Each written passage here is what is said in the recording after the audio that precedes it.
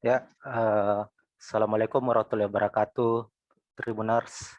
Jumpa lagi dengan kami di Bincang Kampus. Eh, Sore hari ini, Bincang Kampus menghadirkan narasumber Prof. Jamaluddin Jompa. Beliau saat ini menjabat selaku Dekan Pasca Sarjana Unhas. Selamat sore, Prof. Ya, selamat sore. Assalamualaikum warahmatullahi wabarakatuh. Waalaikumsalam warahmatullahi wabarakatuh. Bagaimana kabar Prof hari ini? Alhamdulillah. Gimana? Sehat-sehat juga? Ya, Alhamdulillah sehat Prof. Mungkin bisa menyapa Tribuners yang sedang menyaksikan tayangan ini. Sekedar informasi, Bincang Kampus ini ditayangkan di live YouTube channel Tribun Timur, Prof. Ya, Tribuners, para hadirin ya, mahasiswa ataukah teman-teman milenial yang lain ya, ataukah mungkin juga siapapun dimanapun berada, saya kira senang kalau bisa berjumpa lagi ya dalam bincang-bincang di Tribun, disebut Tribuners ya. Baru saya tahu ini Tribuners ya. Mudah-mudahan dari kampus selalu ada sumber, ada inspirasi baru mungkin ya, ada hal-hal yang bisa membuat kita selalu lebih positif setiap saat membangun kapasitas diri dalam kaitannya dengan memperbaiki kualitas hidup. Saya kira itu menjadi target keseharian kita. Setiap kita bangun, kita berdoa, tapi sekaligus berikhtiar untuk mencari rezeki, tapi di situ juga kita selalu mengisi ruang-ruang hati dan ruang-ruang pikiran kita untuk hal-hal positif, sehingga kita bisa menjadi lebih bijak dan juga lebih baik lagi di masa mendatang. Ya, siap. Terima kasih Prof. Untuk Bincang Kampus kali ini, Prof. Jamaluddin Jompa kita akan banyak membahas terkait pengalaman, apalagi sebagai akademisi dan peneliti, dan boleh disebut sebagai ilmuwan, Prof ya, yang sudah banyak menghasilkan karya sejauh ini. Kita akan menggali lebih banyak, sedikit gambaran bahwa selain sekarang menjabat sebagai Dekan Sekolah Pasca Sarjana Universitas Hasanuddin, Prof. Jompa ini juga pernah menjabat selaku Ketua Asosiasi Akademi Ilmuwan ya Prof ya, Akademi Ilmuwan Muda Indonesia tahun 2015. Dan juga sebagai anggota Akademi Ilmu Pengetahuan Indonesia, IP. Bisa berbagi ini Prof, apa sebenarnya yang melatar belakangi Prof Jamal, kita panggil sapa akrabnya Prof Jamal ya, melatar belakangi sehingga banyak menghasilkan karya dan lebih intens untuk melakukan penelitian. Prof, ya, silakan. Jadi setiap individu saya kira itu terbiasa ya dengan banyak tugas, banyak fungsi, banyak peran ya. Sebagai dosen itu memang ada 3 ya yang biasa disebut dengan tridharma perguruan tinggi dan juga tridharma dosen. Dharma pertama itu harus mengajar ya, mengajar di kampus, membimbing mahasiswa dan juga meneliti ya. Sebagai peneliti tentu kita meneliti terkait dengan bidang keilmuan kita. Saya sebagai orang kelautan perikanan misalnya meneliti banyak tentang terumbu karang. Kemudian pilar ketiga, tridharma ketiga itu adalah pengabdian pada masyarakat secara luas, baik itu kepada masyarakat pesisir, masyarakat pulau-pulau kecil, kepada masyarakat perkotaan, bahkan ke pemerintah, kepada generasi muda dan seluruh kalangan ya. Sehingga kemudian kenapa saya juga di samping peneliti juga tercatat sebagai macam-macam ya. Dekan pasca ini adalah tugas tambahan ya. Sebelum saya dekan di Fakultas Ilmu Kelautan Perikanan. Nah, tapi sebagai dosen tadi sekali lagi kita memiliki fleksibilitas untuk mengembangkan dharma-dharma lainnya. Pengabdian kita ke berbagai macam organisasi itu dalam kerangka untuk mencapai tujuan yang berbeda, yang mungkin lebih besar dan lain-lain. Nah, jabatan tadi yang disebut adalah suatu hal yang memang tidak terlalu banyak diketahui orang ya. Akademi Ilmuwan Muda Indonesia ini itu terbentuk di tahun 2015. Bernaung di bawah Akademi Ilmu Pengetahuan Indonesia, dan barangkali juga ada yang nggak tahu apa itu Akademi Ilmu Pengetahuan Indonesia. Ini dibentuk berdasarkan undang-undang ya. Jadi ini bukan semacam NGO, tapi ini adalah suatu akademi yang memang seluruh negara, terutama negara maju itu memiliki yang disebut dengan National Academy of Science. Indonesia juga berdasarkan undang-undang itu terbentuklah yang disebut dengan Akademi Ilmu Pengetahuan Indonesia atau IP. Nah, di bawah IP itu dibentuk badan otonom ya, berdasarkan keputusan presiden, maka dibentuklah 2 badan otonom di bawah IP saat ini yang disebut dengan DIPI atau Dana Ilmu Pengetahuan Indonesia. Dan yang satu lagi adalah ALMI, Akademi Ilmuwan Muda Indonesia. Nah, di situ saya berperan bukan hanya ya, waktu itu diminta untuk menjadi ketua tim pembentuk, ya, ketua tim penyusun dan pembentukan Akademi Ilmuwan Muda Indonesia, dan sekaligus menjadi ketua pertama Akademi Ilmuwan Muda Indonesia ini, yang mana keanggotanya itu adalah ilmuwan-ilmuwan muda terkemuka Indonesia, itu definisinya ya. Mohon maaf kalau mungkin sedikit narsis.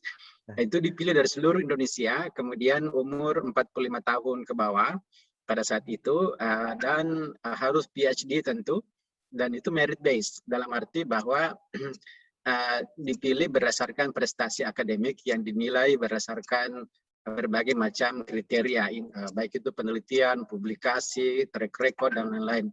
Ilmuwan-ilmuwan muda terbaik ini kemudian berhimpun, menyatu, dan memilih ketuanya, dan pada saat itu alhamdulillah, walaupun saya dari Unhas ya, dan kebetulan keanggotanya tentu didominasi oleh perguruan tinggi besar-besar seperti UI, ITB, IPB, UGM, dan seterusnya ya, ITS, dan presiden pertama dari Universitas Hasanuddin. Mudah-mudahan ini juga bisa membuat teman-teman dari Indonesia Timur berbahagia ya, minimal berbangga lah bahwa ternyata Indonesia Timur juga bisa ya dipercaya menjadi ketua ALMI pertama yang tentu didominasi oleh ilmuwan-ilmuwan dari teman-teman dari Jawa, karena memang lebih duluan berkembang.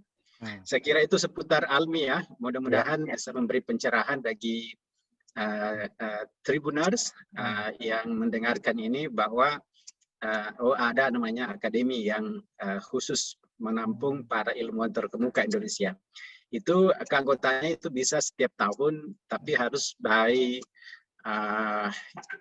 yang disebut dengan endorsement, ya, dia harus diusulkan oleh lembaga ataukah oleh anggota yang telah terpilih, dan itu keanggotanya hanya sampai 5 tahun ya. Kemudian setelah itu tentu menjadi apalagi namanya ilmuwan senior, dan alhamdulillah saya juga kemudian terpilih kembali menjadi anggota dari Akademi Ilmu Pengetahuan Indonesia, yaitu juga kumpulan daripada ilmuwan terkemuka Indonesia. Jadi bukan lagi ilmuwan muda, tapi ilmuwan terkemuka Indonesia. Ya. Siap. Di usia 45 tahun sudah menjabat sebagai ketua ini, Prof ya. Artinya sebelum sebagai akademisi, sebagai dosen, apakah Prof Jamal memang di masa waktu masih jadi mahasiswa atau di sekolah mungkin sudah senang dengan penelitian atau riset, Prof? Bisa berbagi mungkin? Ya, jadi saya kira kita semua yang pernah melalui masa-masa sekolah ya, mulai SD, SMP, SMA, pasti kita juga menjadi siswa murid yang sama dengan murid dan siswa lainnya ya, hidup normal. Dan alhamdulillah pada saat saya ingat-ingat ya di sekolah memang saya biasa-biasa aja, dalam arti ya tetap seperti siswa lain. Cuma memang ketertarikan saya pada sains ya itu terasa sekali karena saya suka membaca ya. Saya suka membaca dan setiap kali kita membaca itu kan yang terbetik di pikiran kita itu yang sering mengganggu adalah pertanyaan-pertanyaan ilmiah yang kita nggak menemukan jawabannya ya. Sehingga itulah mungkin esensi kenapa setelah saya lulus S1 saya memang sudah langsung ya menetapkan cita-cita untuk menjadi peneliti ya. Dan tentu menjadi peneliti tidak harus menjadi dosen, bisa juga di LIPI, bisa juga di EPPPT. Tapi karena peluang untuk menjadi peneliti pada saat itu memang lebih di Unhas, maka saya berusaha untuk menjadi dosen di Unhas dan terkabullah cita-cita saya untuk menjadi peneliti sekaligus pendidik ya. Dan saya juga senang karena kami juga sedikit bukan dipaksa, tapi menjadi salah satu kewajiban kita dalam Tridharma ini juga untuk bisa mengembangkan relasi ataukah kontribusi terhadap penguatan pengembangan masyarakat secara luas. Jadi beberapa gambaran yang disebutkan oleh Prof. Jamal tadi, artinya akan ada perkembangan ya Prof. Ketika kita sudah mulai senang di bangku sekolah itu akan berlanjut. Terus saya ingin berbagi juga bahwa Prof. Jamal ini juga tercatat sebagai dosen dan peneliti terbaik versi Sinta 2020 ya Prof. Masuk di peringkat 43 dari 500 peneliti. Ini mungkin satu capaian yang luar biasa juga sejauh ini. Bagaimana bisa menjaga ritmenya ini Prof, ritme untuk terus melakukan riset dan penelitian. Ya, saya kira ini pertanyaan yang bagus ya, karena secara teoritis sebenarnya sejak saya menjadi dekan di Fakultas Ilmu Kelautan Perikanan di tahun 2014, itu idealnya lumayan tersita waktu kita untuk mengurusi administrasi ya. Tapi karena filosofi jabatan bagi dosen itu adalah tugas tambahan, maka saya berharap ya semua pejabat di kampus sebenarnya itu adalah tugas tambahan. Namanya saja tugas tambahan, ada tugas pokok kan. Tugas pokok kita ya Tridharma lagi itu tadi. Tridharma. Jadi Tridharma ini kita harus tetap mengajar walaupun memang SKS-nya dikurangi ya, karena kita meladeni pengembangan institusi. Di samping kita harus tetap mengajar. Tapi untuk bagaimana mempertahankan ritme meneliti dan juga publikasi itu memerlukan modifikasi ya. Saya belajar dari berbagai negara maju ya. Kebetulan S2 saya di Kanada, S3 ke Australia. Di seluruh universitas itu kelihatan sekali bahwa ilmuwan-ilmuwan senior itu memang lebih banyak waktunya habis itu membimbing mahasiswa. Jadi mahasiswa-mahasiswa ini kan cukup lama waktu saya, dan saya kira sampai saya balik dari Australia itu umur sudah lebih 30 tahun ya. Dan waktu masih muda tentu terutama pada saat saya harus di Australia itu kan kadang-kadang kita berminggu-minggu di laut ya, itu betul-betul meneliti ya. Habis energi untuk serius sekali meneliti sampai malam kadang-kadang ya. Nah, setelah lebih senior kemudian waktu kita sesungguhnya itu lebih banyak dimanfaatkan untuk membimbing, membina anak-anak muda kembali ya, untuk kemudian yang mereka lah yang lebih banyak di lapangan. Nah, itu yang membuat saya kira kalau ditanya tadi bagaimana mengatur ritme sehingga walaupun sudah menjadi pejabat ya, tapi masih bisa produktif dalam publikasi, maka kuncinya adalah bagaimana menggalang kolaborasi dengan berbagai pihak ya, terutama saya lebih banyak berkolaborasi dengan pihak internasional. Kemudian tentu masih ada waktu dialokasikan sekali-sekali ke lapangan untuk melihat secara langsung di lapangan. Saya masih menyelam untuk memastikan bahwa bukan hanya kemampuan menyelam yang harus tetap dilatih, tapi juga terupdate dengan perkembangan baru di lingkungan. Tapi yang lebih menjadi kunci utama di sini justru adalah bagaimana membentuk teamwork baik dengan dosen maupun dengan mahasiswa ya, terutama mahasiswa S3, mahasiswa S2 ya, kadang-kadang juga ada tambahan mahasiswa S1. Nah, disinilah sebagai teamwork kita kemudian publikasi sama-sama sehingga di dalam kaitannya dengan perhitungan oleh Sinta, oleh Scopus, oleh apapun ya, Web of Science, itu semua dihitung secara kolektif ya. Kita tidak harus menjadi peneliti sendiri ya. Dan tidak harus menjadi first author, bisa menjadi corresponding author. Inilah yang saya kira ritme yang harus kita jaga, menjaga keseimbangan lah, Mas. Jadi menjaga keseimbangan ini saya kira pembelajaran ya yang penting. Manusia juga harus menjaga keseimbangan pekerjaan, keseimbangan dunia akhirat. Seluruhnya harus coba seimbang, keseimbangan dengan keluarga, membagi waktu, butuh seni dan juga butuh tidak harus terlalu pintar ya dalam arti membuat scheduling, tapi menggunakan nilai rasa gitu ya. Kapan waktu kita harus habis untuk A, B, C, D dan seterusnya, ini harus kita pandai-pandai mengaturnya. Siap. Berbicara soal keseimbangan tadi, Prof. Keseimbangan.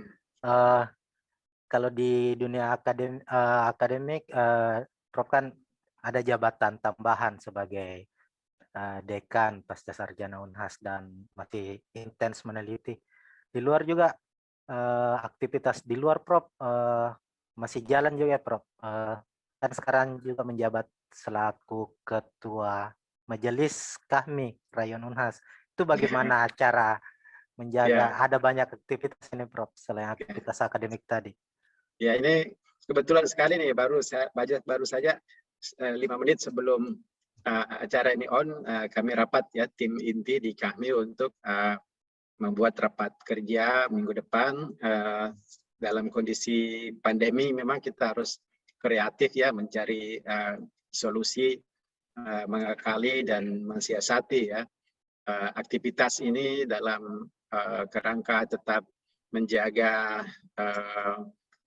diri, menjaga orang lain, protokol kesehatan tetap diterapkan ya, harus tetap menggunakan masker.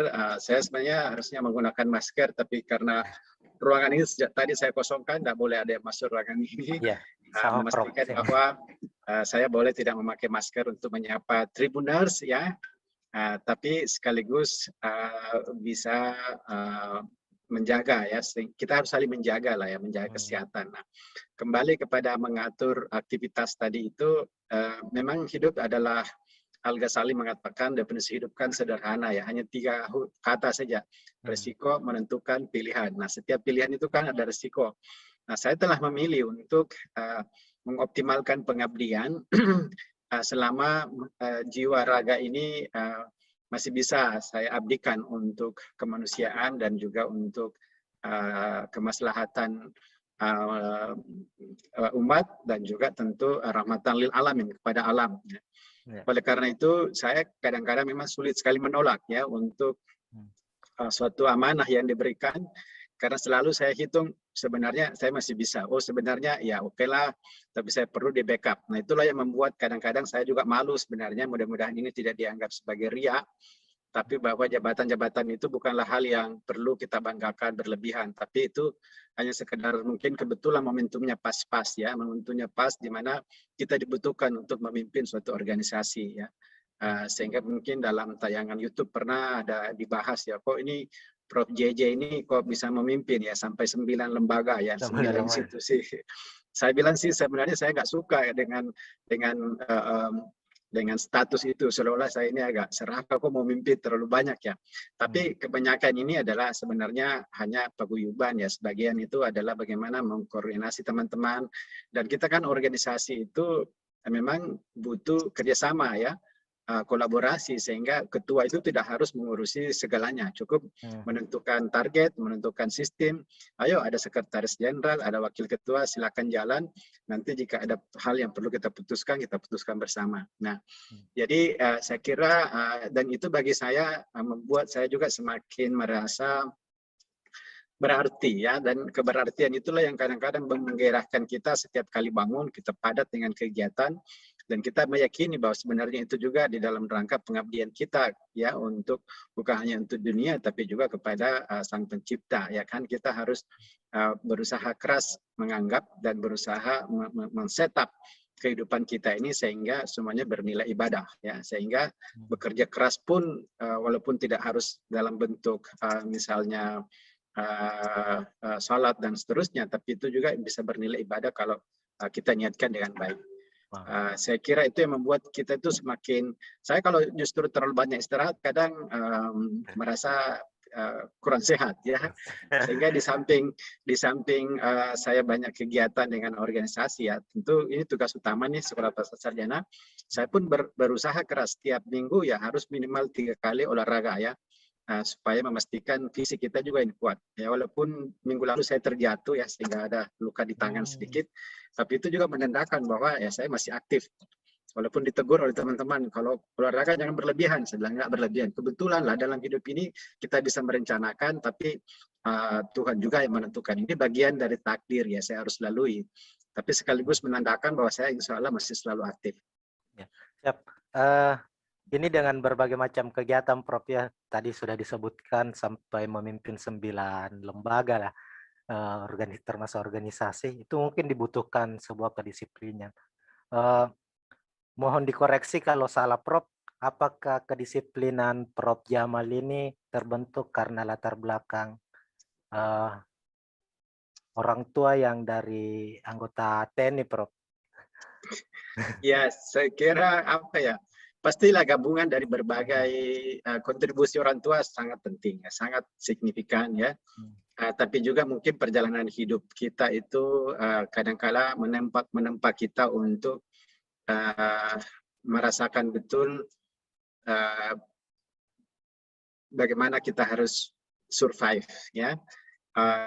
Dulu kalau saya tidak disiplin membagi waktu, saya kira ya saya tidak akan bisa duduk ya menjadi dekan Sekolah Pasca Sarjana di sini, karena ada kemungkinan saya tamat SMA kan nggak bisa lagi sekolah ya, karena kebutuhan ekonomi keluarga yang sangat mendesak pada saat itu ya, sehingga kita harus mampu mensiasati keadaan ya, jadi sekolah sambil bekerja itu walaupun masih SMA ya.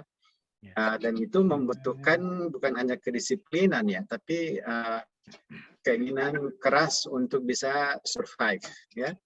Saya selalu meyakini ya pendapatnya Om Darwin ya, bahwa dinosaurus ketika musnah dan sebagainya itu berarti bahwa bukan kekuatan ya, dan bukan intelijensi yang membuat kita bisa survive, tapi kemampuan untuk beradaptasi dengan keadaan. Nah, ini pun saya kira selalu membuat saya merasa bahwa keadaan ini kita harus maknai setiap hari ya, setiap saat ke depan kita harus punya cita-cita, kita harus punya mimpi yang besar, karena hidup hanya sekali ya. Jadi kita kemudian menempa diri sendiri untuk mencoba mengisi hari-hari itu dengan sesuatu yang penuh makna, sehingga memang kelihatan disiplin, tapi sebenarnya juga bukan memaksa diri untuk atau menyiksa diri ya untuk bekerja terlalu berat. Ya, saya berusaha untuk menikmati apapun yang saya lakukan ya, termasuk tadi kalau dianggap bahwa memimpin banyak organisasi itu memerlukan energi ya, itu juga energi yang saya kira enjoyable ya, bisa kita nikmati. Nah, mungkin Tribuners tidak semua yang saya katakan ini perlu dicontoh, tapi minimal bahwa semangat kita untuk hidup, semangat kita untuk berkembang, untuk maju, untuk terus memperbaiki diri, saya kira itu menjadi kunci ya, karena selalu ada jalan kalau kita punya cita-cita ya, selalu ada apalagi namanya peluang ya, ketika kita berusaha untuk mencapai sesuatu yang kita targetkan. Jadi saya kira begitu ya secara umum. Ya, sebelum membahas lebih jauh Prof, saya ingin ini gambaran sedikit sejak sampai detik ini Prof, sudah ada berapa hasil penelitian yang terindeks dan karya lainnya, mungkin karya termasuk buku yang sudah diterbitkan? Saya kebetulan 1 bulan terakhir tidak sempat mengupdate ya, tapi seingat saya untuk yang publikasi yang terindeks Scopus itu udah lebih 100 ya. Kemudian untuk yang tertulis di Google Scholars itu sekitar 180 mungkin ya. Saya lupa persisnya, tapi kalau buku memang belum banyak ya. 1, 2, 3. Ini baru kemarin ada 1 dengan teman. Baru tadi pagi juga ada yang book chapter ya. Mungkin 5 atau 6 ya buku. Memang saya punya cita-cita untuk lebih banyak fokus pada menulis buku nanti setelah mungkin 2-3 tahun ke depan saya switch ya dari jurnal ke buku jika ya diberi usia yang panjang oleh Allah Subhanahu wa taala ya. Yang jelas bahwa menulis itu adalah sesuatu yang harus dijadikan sebagai hal yang membahagiakan ya, hal yang positif. Saya selalu mengatakan bahwa menulis itu membuat kita bisa menjadi manusia yang lebih wise, lebih bijak, lebih bahagia. Karena kenapa? Menulis itu memerlukan waktu untuk membaca ya. Menulis itu memerlukan waktu untuk berpikir sebelum kita berekspresi ya. Sehingga kalau bicara kadang-kadang kita salah ucap ya. Kalau menulis barangkali masih ada waktu untuk berpikir sehingga kita bisa menuangkan pikiran-pikiran itu secara sistematis dan juga secara bijak dengan penuh pemikiran. Dan yang tidak kalah pentingnya tentu ya menulis termasuk di Tribuner saat ini itu akan mengisahkan yang disebut dengan electronic footprint ya. Nah, bahasa Indonesianya apa sih jejak-jejak elektronik ini yang kemudian menjadi sesuatu yang barangkali menjadi amal jariah ya, kalau itu kemudian hal yang kita tulis itu bermanfaat bagi orang lain. Dan ini kan setelah sekali tertulis maka itu akan ada selamanya ya, selama dunia belum kiamat, karena sekarang era digital hampir semua bisa tersimpan di dalam big data, sehingga saya kira menulis ya, termasuk mungkin nanti teman-teman Tribuners yang suka membaca Tribun perlu ya lebih sering menulis di Tribun. Kayaknya saya pernah sekali deh menulis di Tribun juga, nggak pernah lagi diulang ya, nggak pernah lagi diajak sih ya. Biasanya saya itu menulis sesuai dengan permintaan ya. Saat ini masih lebih banyak merespon ya. Kemarin juga ada profesor dari UI yang meminta saya untuk menulis book chapter. Sebenarnya saya bilang saya sibuk, tapi karena itu permintaan, saya usahakan setiap hari menulis 2 halaman ya, ujung-ujungnya bisa selesai. Itu juga bagian dari upaya kita untuk bukan memaksa diri, tapi mensiasati aktivitas keseharian kita dengan berbagai hal-hal produktif. Siap, Prof. Ya, Tribuners, kita akan kembali lagi setelah jeda berikut. Jadi setelah jeda kita akan lebih banyak membahas terkait Sekolah Pasca Sarjana Unhas yang sekarang dipimpin oleh Prof. Jamaluddin Jompa.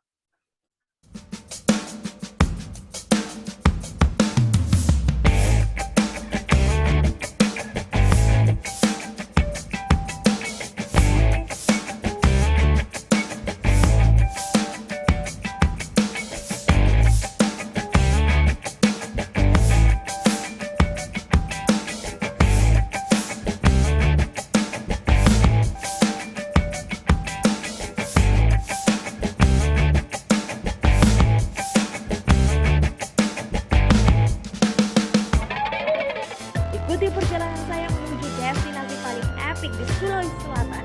Hanya di Wisata Virtual Tribuners.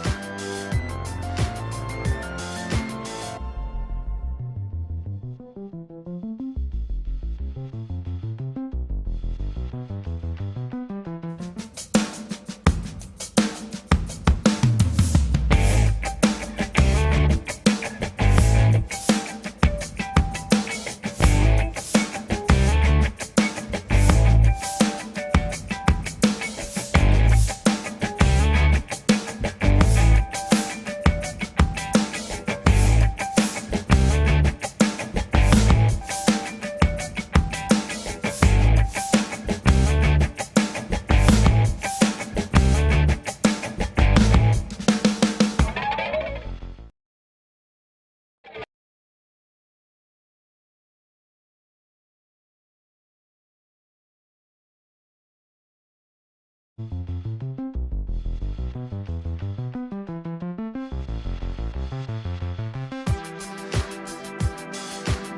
ke pantai atau menaiki puncak gunung, melihat dataran indah dan membayangkan lukisan alam Tuhan yang menakjubkan akan tersaji dalam sebuah liputan menarik juga eksklusif. Ikuti perjalanan saya menuju destinasi paling epik di Sulawesi Selatan hanya di Wisata Virtual Tribuners.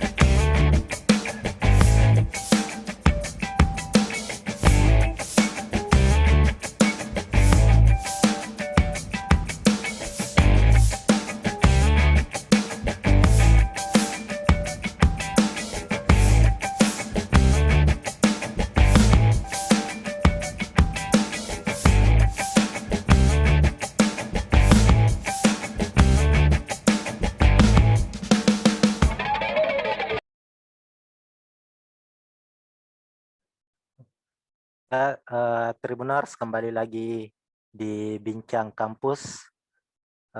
Kita masih bersama dengan Prof. Jamaluddin Jompa. Untuk sesi kali ini kita akan banyak membahas terkait perkembangan sekolah pasca sarjana Universitas Hasanuddin.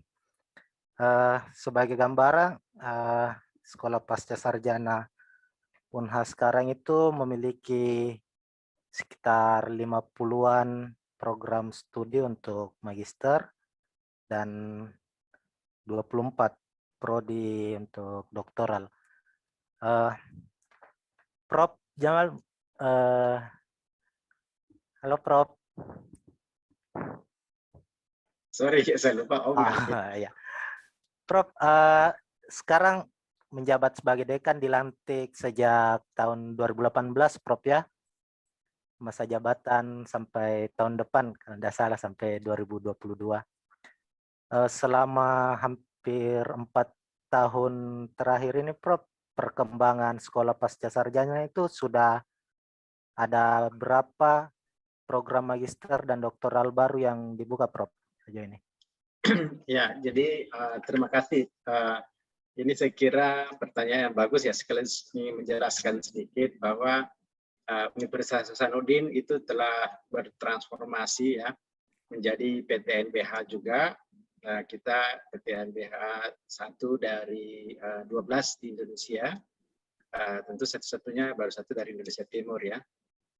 Tapi sekaligus pasca sarjananya juga bertransformasi di mana kalau kita sebut mono atau oligodisiplin yang terkait dengan fakultas ya, maka itu pasca sarjananya S2 dan S3 itu dikelola di bawah fakultas.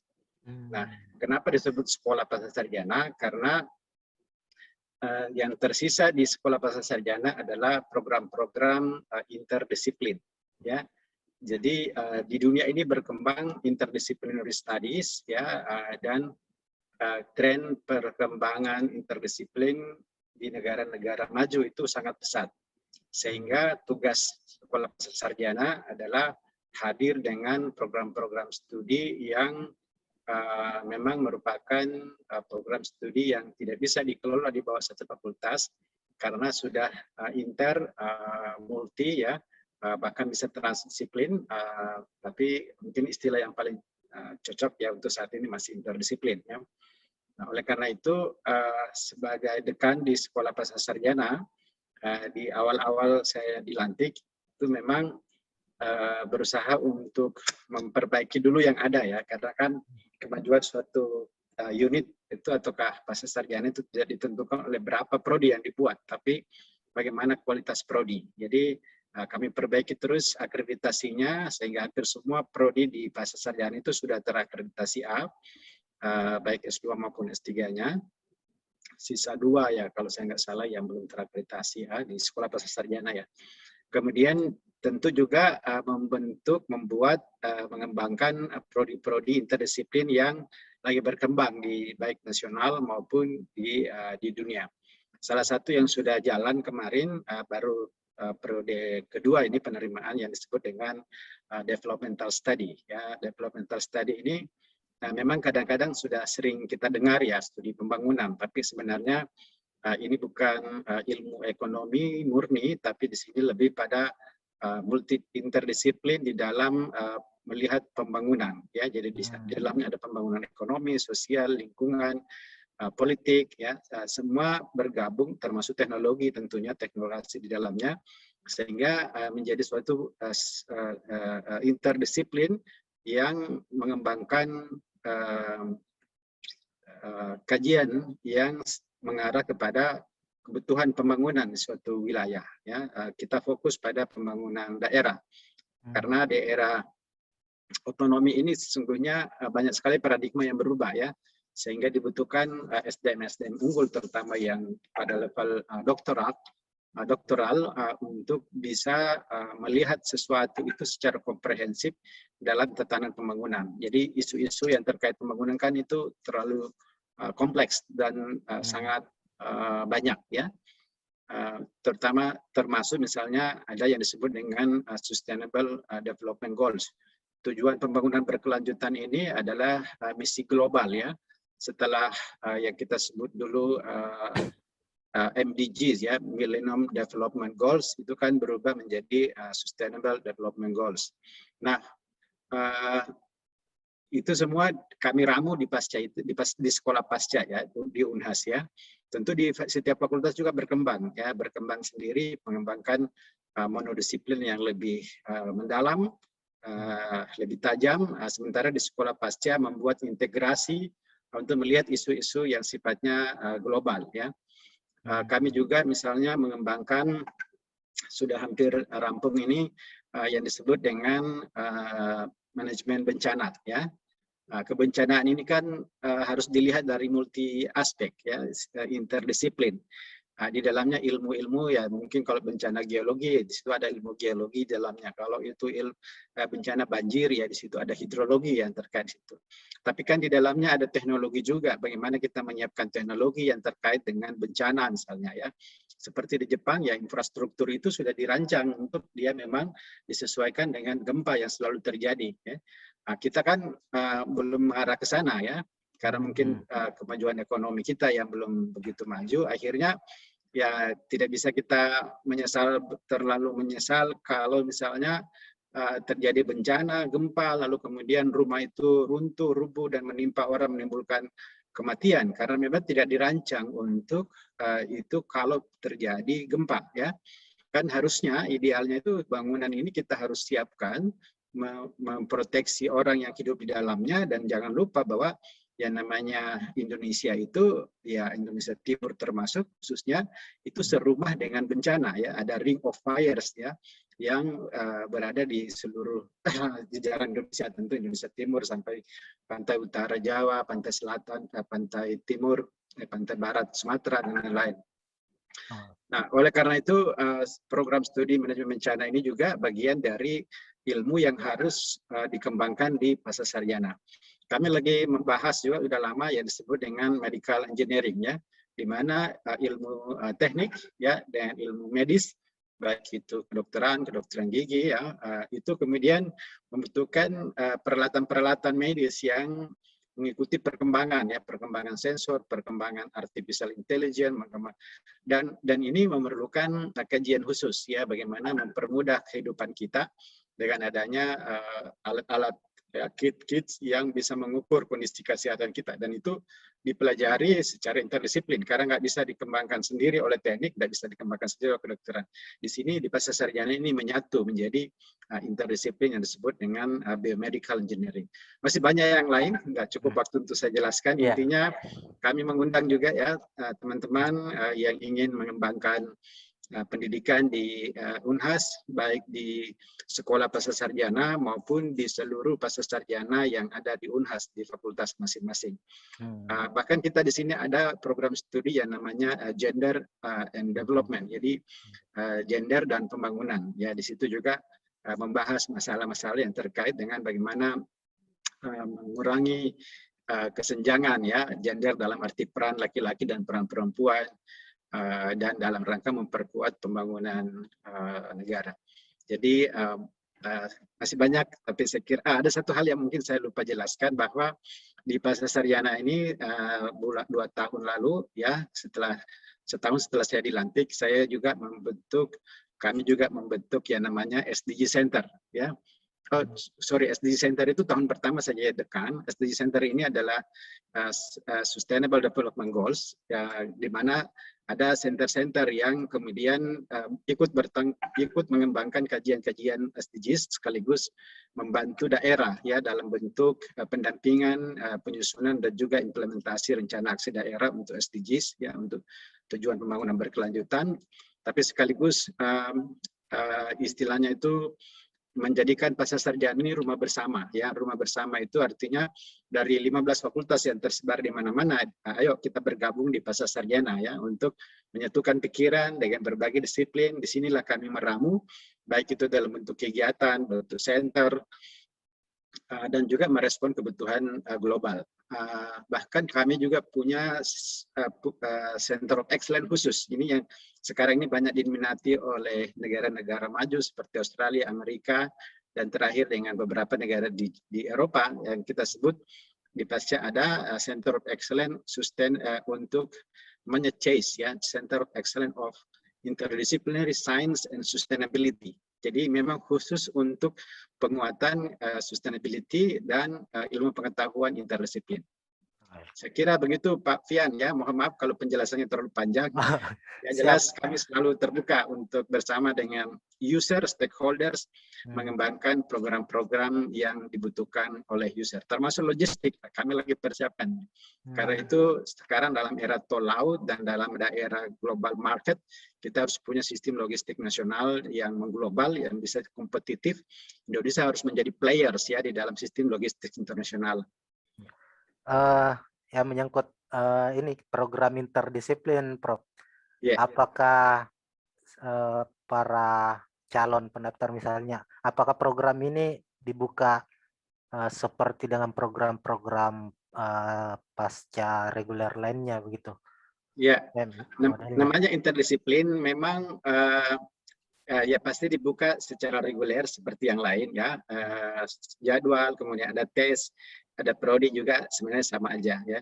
Cuma di sini yang menarik adalah bahwa misalnya salah satu yang saat ini dikelola oleh Pasca yang tadinya di Fakultas Ilmu Kelautan Perikanan itu dipindahkan ke Sekolah Pascasarjana, misalnya program studi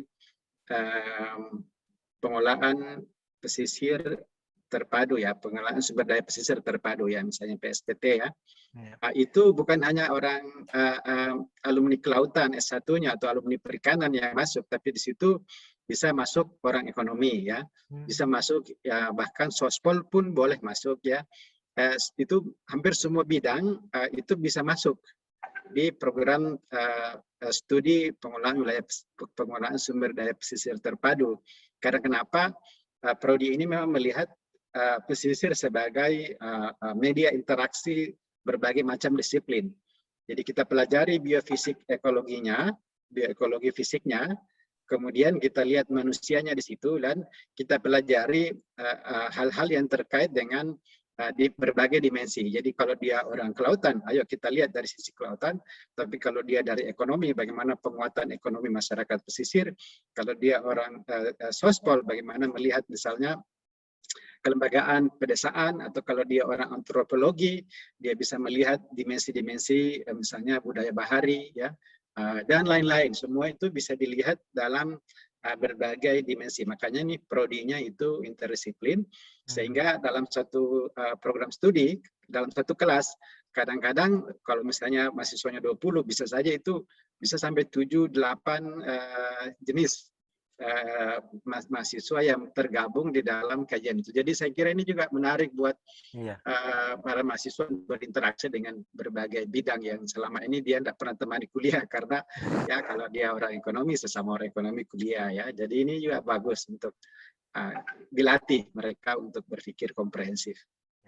Ya, ini tentu sangat menarik, Tribuners. Artinya program interdisiplin ini seperti yang dijelaskan Prof. Jamal tadi itu menghadirkan mahasiswa-mahasiswa yang latar belakang program S1-nya mungkin yang berbeda-beda. Ya. Satu lagi, ini untuk studi pembangunan misalnya ya, itu hampir semua bidang masuk. Jadi, tapi kita fokus pada pembangunan. Walaupun misalnya yang jalan saat ini itu ada dari pertanian, ada kemudian dari pemerintahan, ada dari perhubungan ya, ada dari perikanan ya. Tapi pada saat kita belajar, yang kita pikirkan itu yang mereka harus bahas tentu bagaimana konsep pembangunan di dalam kewilayahan ya, di dalam konteks macam-macam ya. Misalnya political ecology, misalnya bagaimana kebijakan itu dibuat terkait dengan perubahan landscape ekosistem suatu wilayah misalnya. Itu kan harus dilihat dalam berbagai dimensi ya. Badan transportasi akan melihat bagaimana infrastruktur transportasi di dalam kaitannya dengan dimensi pembangunan lainnya. Jadi mahasiswa itu dipaksa untuk melihat ini secara makro, tapi di sisi lain dia tetap memiliki kemampuan intelektual yang berlevel tinggi. Ya, jadi di sini saya kira tantangannya di pasca sarjana yang interdisiplin. Ya. Yang banyak biasa ingin diketahui calon mahasiswa pasca sarjana itu, Prof, terkait dengan misalnya program beasiswanya. Nah, apakah di sekolah pasca sarjana ini terdapat banyak program beasiswa, semisal ada double degree dan lain-lain? Mungkin bisa dijelaskan, Prof? Ya, saya kira ini juga sebenarnya lagi kami perjuangkan ya di level nasional ya. Kebetulan saat ini saya menjabat sebagai Ketua Forum Pimpinan Pasca Sarjana se-Indonesia. Kami lagi sebelum pandemi kemarin kami sebenarnya audiensi dengan Pak Dirjen waktu itu ya, untuk memastikan bahwa generasi muda kita ini sudah harus berubah paradigmanya. Kalau dulu fokus menyelesaikan S1, sebenarnya ke depan angka APK yang angka partisipasi kasar untuk S2, S3 itu harus kita tingkatkan. Karena dibandingkan dengan negara tetangga seperti Malaysia, apalagi kalau dibandingkan dengan Singapura ya, itu tuh jauh tertinggal ya yang master dan doktor di Indonesia.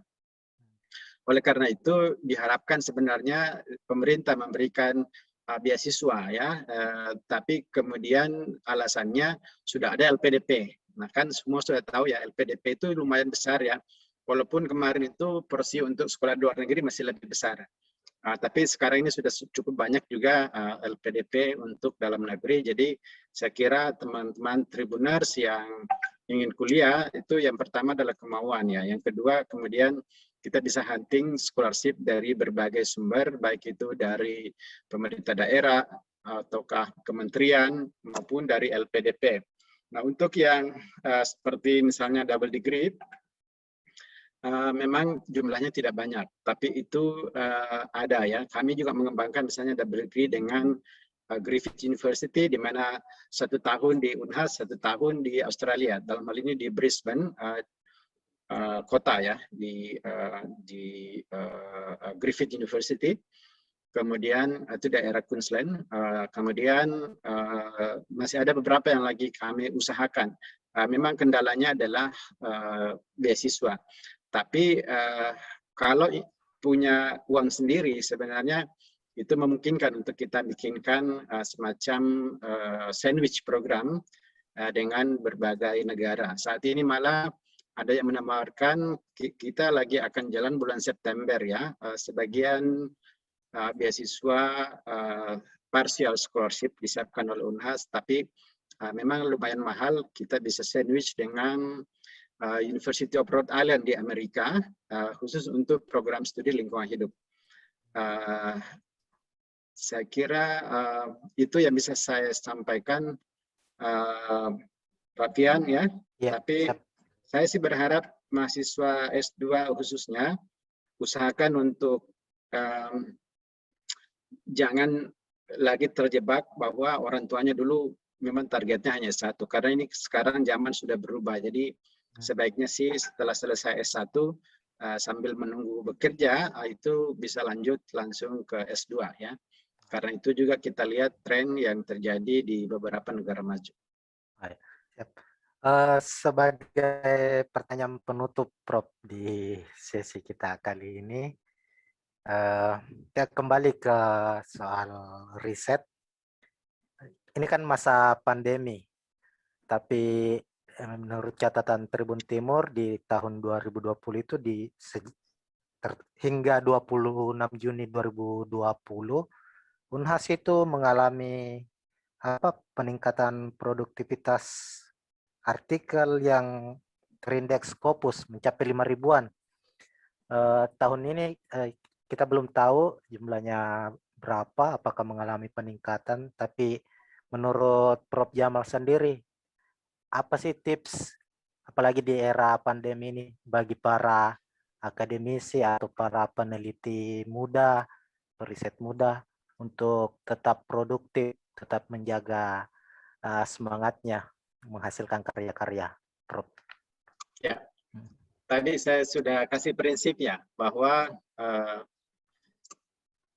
yang membuat spesies manusia itu bertahan ya saat ini itu adalah yang bisa beradaptasi dengan perubahan. Nah, pandemi telah merubah berbagai tatanan kehidupan, berbagai tatanan alam ya.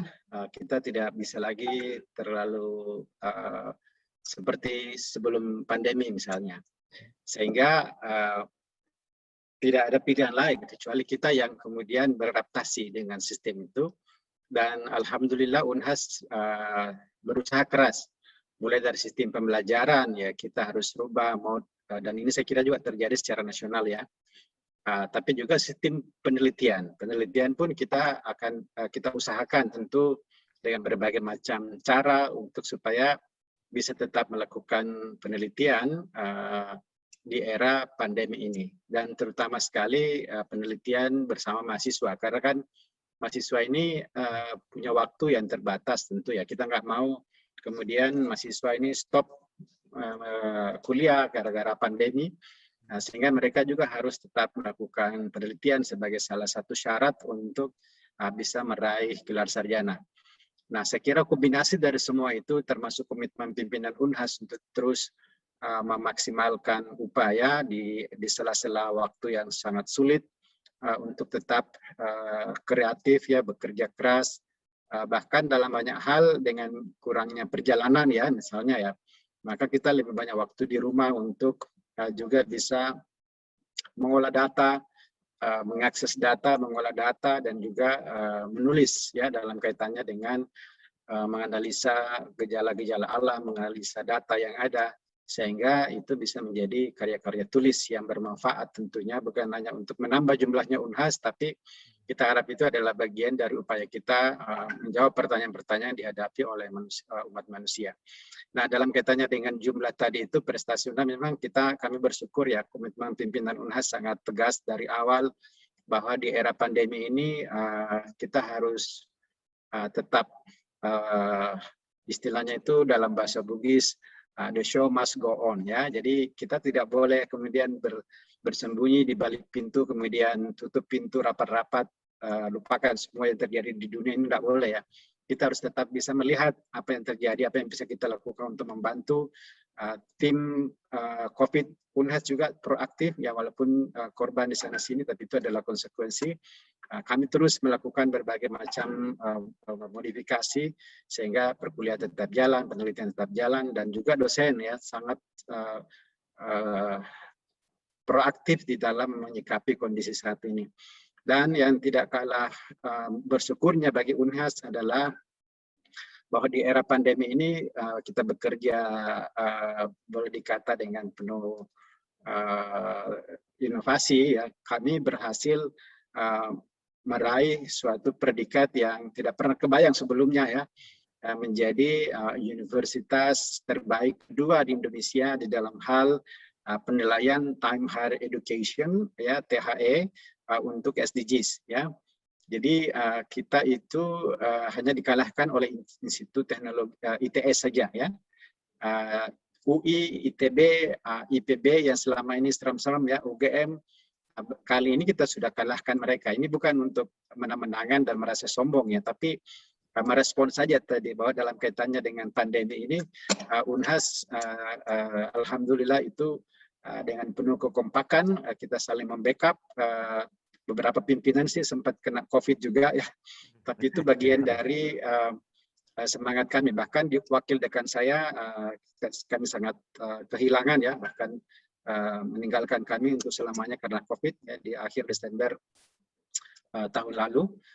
Tapi ya buah dari semua kerja keras kami ini telah menempatkan Unhas berada pada posisi yang terhormat ya di dunia bahkan ya, karena kita kemudian masuk dalam daftar ya. Mengalahkan malah beberapa negara lainnya, terutama untuk beberapa SDG, misalnya no poverty, kita nomor 6 seluruh dunia loh. Itu tidak gampang ya, mengalahkan negara-negara maju itu tidak mudah ya. Nomor 79 memang kita secara akumulatif ya, secara dunia, tapi itu artinya kalau kita ada keinginan yang besar, selalu di situ ada jalan. Dari awal saya sampaikan bahwa jiwa muda ini harus direfleksikan oleh semangat yang membara ya. Jangan sampai kemudian kita masih muda tapi kok ini loyo lesu ya, pandemi membuat kita kehilangan mood, itu tidak boleh. Ayo kita harus tetap bergairah, kita harus tetap bisa berbahagia tentu ya, tapi hidup positif untuk tetap produktif. Dan saya kira upaya Tribuners ya, Tribun Timur dalam membuat acara ini ya minimal salah satu upaya lah untuk menyemangati. Bukan hanya untuk, tadi saya ingin menyapa tapi saya pikir ini saya nggak lihat audiensnya ya, tapi yang jelas pasti di samping ada level mahasiswa, ada yang siswa, mungkin juga ada yang masih SMP, tapi tentu banyak juga yang sudah menjadi peneliti muda, peneliti senior, bahkan mungkin ada juga yang dari yang sudah senior. Saya kira semua ini adalah satu kesatuan, tidak boleh ada segmentasi yang terlalu berlebihan ya. Saya kira para senior kita telah membuat fondasi yang cukup bagus ya, telah menanam dan membuat kerangka yang cukup kokoh untuk kita bisa eksis ya di masa-masa pandemi seperti ini. Sehingga mudah-mudahan seluruh pendengar ini bukan radio ya, yang nonton, Tribuners bisa mengambil hikmah makna, walaupun ini hanya bincang-bincang biasa. Tanpa persiapan malah ya Pak Adli ya, tapi ya mudah-mudahan ada manfaatnya. Siap. Ya, pesan yang sangat positif dari Prof. Jamaluddin. Ya, kita sudah berada di akhir acara. Tribuners, kepada Prof. Jamal terima kasih atas waktu dan banyak ilmu yang kita dapatkan hari ini. Semoga bisa bermanfaat bagi Tribuners, bagi siapapun yang mendengarkan acara Bincang Kampus kali ini. Sekali lagi terima kasih. Sampai jumpa di Bincang Kampus edisi berikutnya. Assalamualaikum warahmatullahi wabarakatuh. Waalaikumsalam warahmatullahi wabarakatuh.